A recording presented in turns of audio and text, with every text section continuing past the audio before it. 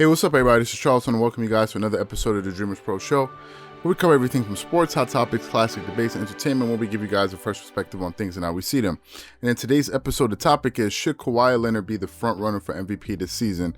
So that's the topic I'm going to get into in today's video. But before we get into that, I want you guys to please make sure you go ahead and hit the like button, hit the subscribe button, hit the notification bell to be notified whenever we drop our content, and also be on the lookout for our Dreamerspro Premium community, which is launching tomorrow. So anyway, let me get into the topic here. Just feeling a little bit under the weather today, but let me get into the topic here. So I watched the game last night with the Clippers versus the Knicks, and the Clippers finally got their stars back, and you can see that they're finally doing well again with Paul George and Kawhi Leonard. The team is rolling. I think they've won 9 out of their last 10 or 10 out of their last 11 games. So the team is doing pretty well. And I'm looking at the current standings in the NBA right now. And if you look at the current standings in the Western Conference, the Clippers have the number 1 record because the Utah Jazz lost last night to the Denver Nuggets. So that dropped them down a notch. And also, you know, the Lakers finally won, but they had lost 2 games in a row, which kind of knocked them down. So the Clippers currently have the number 1 overall record in the NBA, not just in the Western Conference, but in the NBA as a whole. So with that being in mind, I also said, okay, well, looking at the regular season MVP voting at this point, currently, I think you're going to take the individual's record into consideration, and also the individuals for their team, their record, and also their individual performance. So if I look at Kawhi Leonard's performance, right, currently in this season, Kawhi Leonard is having a fantastic season right now. He's averaging about 26 points per game, 25.9, so let's say 26 points per game. He's shooting 50% from the field. He's shooting 41% from the three-point line, 92% from the free throw line. He's getting 5.2 rebounds, 5.4 assists, and 1.8 steals per game. So the guy's having a sensational individual numbers, as well as his team success that he's playing with. Also, this is the first time Kawhi Leonard is playing pretty much all the available games in front of him, including back-to-backs in 3 years, right? One of the things that held him back in the past from winning the regular season MVP award has always been not the fact that he's put up good numbers, but also the fact that he didn't play a lot of games. A lot of people said for a player that load managed as much as he did, there's no reason he should win regular season MVP when other people were putting up good individual seasons as far as their stats were concerned, but also having great team success.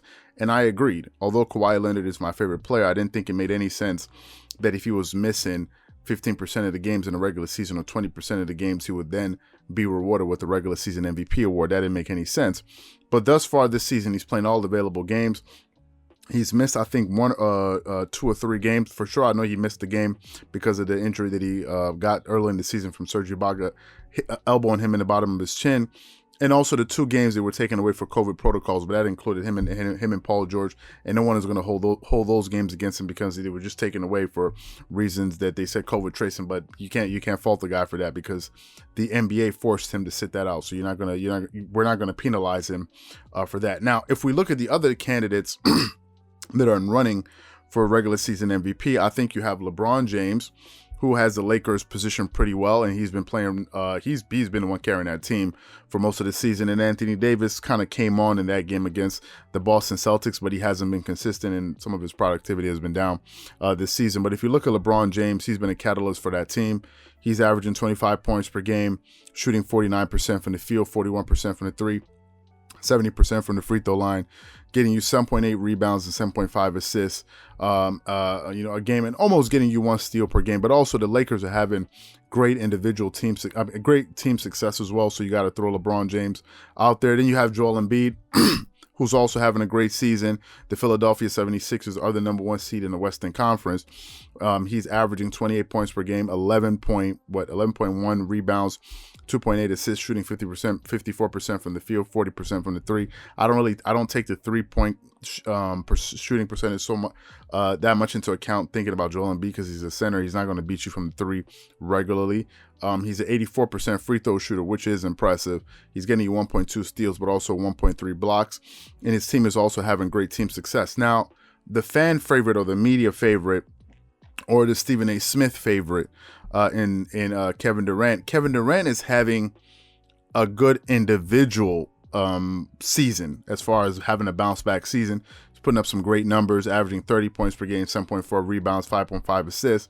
Very efficient, 52% from the field, almost 45% from the three, 87% from the free throw line, and getting you 1.4 steals. However, the problem I think is if you want to, I don't think you can, if you want, you can put Kevin Durant in the MVP discussion, but he has to be further towards the end of that discussion. There's so many guys that are having much better team success. Now, yes, the Brooklyn Nets are the number 2 seed in the the Eastern Conference with a 13-9 record. But the teams ahead of the players that are being considered for regular season MVP are just having just as good seasons. Kawhi Leonard's having a 50, 40, 90 season. LeBron James is having a standout season. Joel Embiid is having a stellar season. But those other teams are doing much better. So those numbers are actually translating into wins. Kevin Durant's numbers are great numbers for himself individually. But a 13-9 record, I don't see how he can be in the top 3. You're looking at Kawhi. LeBron, and then Joel Embiid, and then I think Kevin Durant will be the 4th pick if you listen to Stephen A. Smith on ESPN First Take. He's always up there just trumpeting the horn of Kevin Durant. I don't know what half of the time I don't know what Stephen A. Smith is talking about, to be quite honest with you, when he says a lot of these things. Also, I think Kawhi Leonard is in the running for Defensive Player of the Year. Because Kawhi Leonard's been playing great defense this season. Let's just face it. He's playing great defense. He's almost getting you two steals a game. But if you watch him in his performances, he's playing great individual defense, great elite defense at at his position. Now, one of the things that some people like the Shannon Sharps like to hold against other players when he wants to make certain arguments, like, hey, listen, you can't be considered the greatest player of all time if you never won a regular season MVP award. And it's a good barometer of success, because if you get one of those, it doesn't hurt your resume to have that. But if Kawhi Leonard if the Clippers were to hold on to the number 1 record in the NBA and win a regular season MVP award, his first regular season MVP award, Kawhi Leonard would have one of the most unique career resumes pretty much of any top player. If we're looking at NBA great of all time, the guy would have a pretty unique resume, because the guy would be a 2-time finals MVP. He would have a regular season MVP. He would have 2 Defensive Player of the Year awards, and he would have a regular season MVP award. I'm not saying that makes him the greatest player of all time, but it's a pretty unique resume to have, right? I think those 2 Defensive Player of the Year awards really make the guy stand out, especially at the perimeter, right? Some people like to overlook that or discount that. If Defensive Player of the Year awards were so easy, why is it that if we're looking at some of the greatest players, the top 10 players of all time, if we're looking at wings, why is it only one of them that has it? Jordan is the only one that has a Defensive Player of the Year award, and he's only won 1. Now, not to say that Kobe wasn't a great defensive player, or LeBron James. LeBron has made all 5 first defensive teams. Kobe's made 9 all first defensive teams. Jordan has made 9 all first defensive teams. But for the guy to go out there and have 2 of them, it's not easy to get. Like, yes, regular season MVP awards seem to come by, seem to be something that's a little bit easier to get, if that makes any kind of sense to you guys. But I've seen Stephen Curry win it back to back. I've seen Giannis win it back to back. Stephen Curry and Giannis have never even been Finals MVP, or have won the Finals MVP. And Jordan has won, I think, 5. LeBron has 4. Kobe has 1. But those 2 Defensive Player of the Year awards, plus those Finals MVPs, plus a regular season MVP, will give Kawhi Leonard a very, very interesting and unique career resume, in my opinion. I mean, for him to be able to do that lets you know he's one of the greatest players of all time. Just looking at just being a two-way player, right? Literally, as a two-way player, he's one of the best ever, to be quite honest with you. There are a lot of players that can score at a very high level. There are a lot of players that can make all defensive teams, but there's very few players that can win multiple Defensive Player of the Year awards and then also be one of the best scorers out there. So for me, I think right now, currently, he is the front runner.